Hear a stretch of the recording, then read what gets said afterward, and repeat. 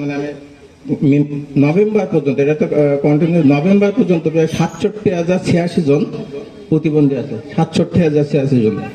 তার ভিতরে মানে সবচাইতে বেশি শ্যামনগর উপজেলা, এবং শ্যামনগর উপজেলা আসলে মানে এটা তো কন্টিনিউ প্রসেস, এবং ভাতা প্রায় ৫৫,০০০ ভাতাভোগী আছে, এই ৬৭,০০০ থেকে প্রায় ১২,০০০ ভাতাভোগীর বাইরে আছে। তো এত একটা বড় গোষ্ঠী, মানে ৭০,০০০-এর মতো জনগোষ্ঠী এই জেলাতে প্রতিবন্ধী, এবং এই যে একটা বড় আকারের মানে সংখ্যা, এদের যদি বাদ দিয়ে আপনি এগিয়ে যেতে চান, আসলে সেটা মনে হয় মানে সম্ভব না। এবং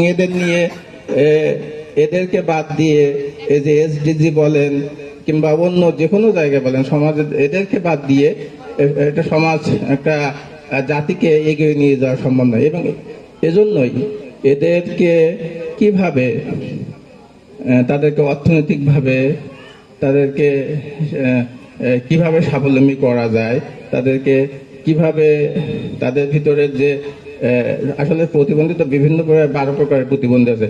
কিছু কিছু প্রতিবন্ধী আছে যাদেরকে একটু ট্রেন আপ করলে তারা যাচ্ছে কোনো কাজ করতে পারে, তারা একটা নিজেকে স্বাবলম্বী করতে পারে, এবং তারা এক সময় আছে তারা সমাজে, দেশে তাদের অবদান রাখবে।